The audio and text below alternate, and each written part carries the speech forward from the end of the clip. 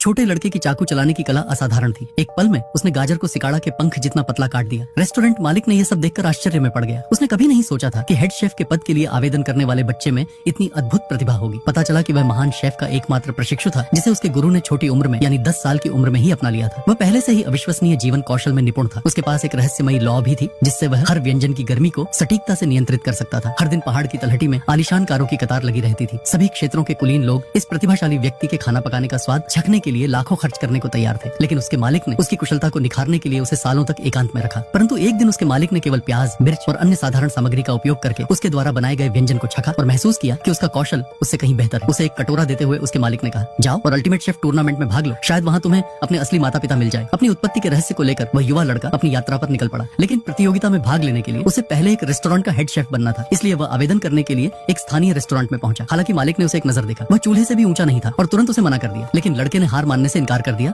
और अपना कौशल साबित करने पर अड़ा रहा। उसने गाजर को सिकाड़ा के पंख जितना पतला काट दिया, जिससे मालिक दंग रह गया और उसने उसे और परखने का फैसला किया। तभी बिन बुलाए मेहमानों का एक समूह अंदर घुस आया। उन्होंने मालिक को धमकाया, मांग की कि वह प्रतियोगिता से हट जाए, क्योंकि प्रतियोगिता के बाद केवल एक ही रेस्टोरेंट को रहने दिया जाएगा जो मेयर के निवेश से समर्थित है। उनके हेड शेफ ने अहंकार से दीवार के ऊपर बुद्ध जम्प्स का एक कटोरा मेज पर रख दिया। समृद्ध सुगंध हवा में भर गई। एक मुस्कुराहट के साथ उन्होंने रेस्टोरेंट के शेफ का मजाक उड़ाया, ये कहते हुए कि वह ठीक से गर्मी को नियंत्रित भी नहीं कर सकता था और उसके व्यंजन बिल्कुल भी योग्य नहीं थे। रेस्टोरेंट का मालिक अवाक था, जवाब देने में असमर्थ था। इस महत्वपूर्ण क्षण में युवा लड़का आगे बढ़ा। उसने दावा